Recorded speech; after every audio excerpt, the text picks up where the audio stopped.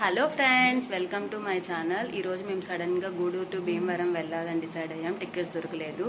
Sudden trips అంటే అంతే కదా. సో బై రోడ్ అయితే వెళ్ళాలని డిసైడ్ అయ్యాము. So let's get started.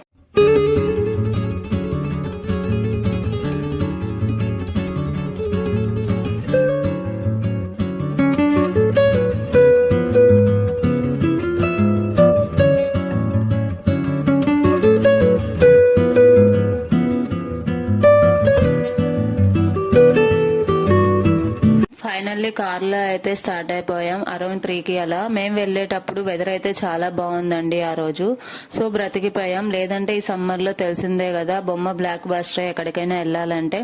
మీరు మా బ్యాచ్ అయినా సడన్ గా వెళ్ళిపోతారా అప్పటికప్పుడు అనుకుని, లేదా ప్రీ ప్లాన్డ్ గా అనుకుని ఎగ్జిక్యూట్ చేసి వెళ్తారా? అలా ఎగ్జిక్యూట్ చేసి వెళ్లే వాళ్ళు చాలా గ్రేట్ అండి బాబు చెప్పాలంటే. మేము ఒక్కొక్కసారి అతికిపోయి అనుకుంటాం, బట్ ఎప్పుడు ఫ్లాపే అవుతుంది.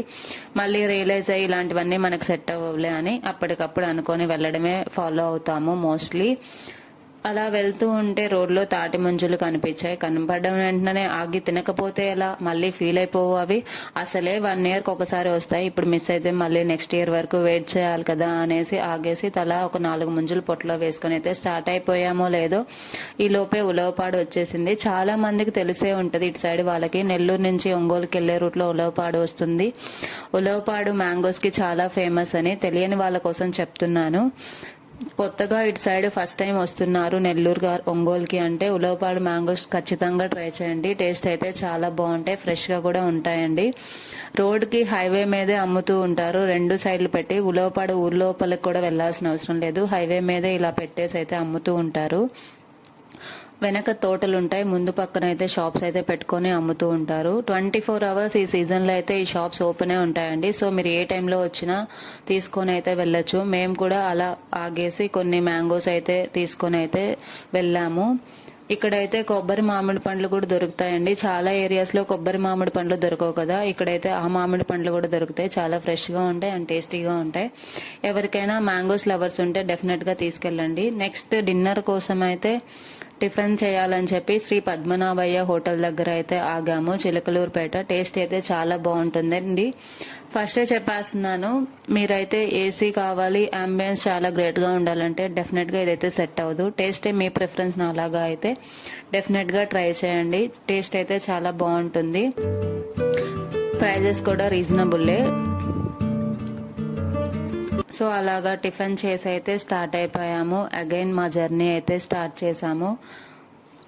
కొద్దిసేపు చాలా దూరం డ్రైవ్ చేసాం కదా, రిలాక్స్ అవుదామని చెప్పి విజయవాడ దగ్గర అయితే ఒక ఫుడ్ కోర్ట్ అయితే ఉంటుంది, కాజా ఫుడ్ కోర్ట్ అని. కాఫీ షాప్ అండ్ అలాగే పెద్దవాళ్ళు రిలాక్స్ అవ్వడానికి, చిన్నపిల్లలు ఆడుకోవడానికి చిన్న చిన్న గేమ్స్ అయితే ఉంటాయి పక్కనే. సో అక్కడైతే ఆగాము, రిలాక్స్ అవుదాం కొద్దిసేపు అని చెప్పేసి. చాలాసేపు డ్రైవ్ చేసుకుంటూ వచ్చాం కదా అని చెప్పేసి. ఇక్కడైతే పెద్దవాళ్ళు కూర్చోవడానికి అయితే ఒక సైడ్ టేబుల్స్ అన్ని అరేంజ్ చేసి ఉంటారండి పార్క్ లో లాగా.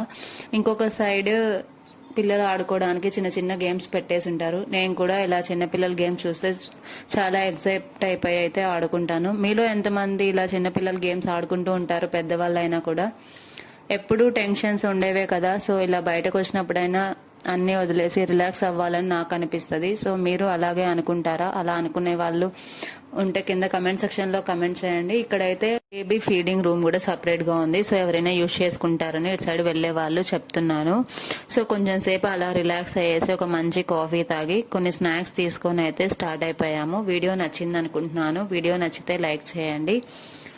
ఇక్కడైతే ఆల్మోస్ట్ అన్ని రకాల స్నాక్స్ అయితే ఉన్నాయి, టేస్టీగా అండ్ ఫ్రెష్ గా కూడా ఉన్నాయి. మేము తీసుకున్నవి అయితే ఫైనల్లీ భీమవరం 12:30కి అయితే రీచ్ అయిపోయాము. కమింగ్ వీడియోస్ లో భీమవరం ప్లేసెస్ అయితే చూపిస్తాను. Thank you.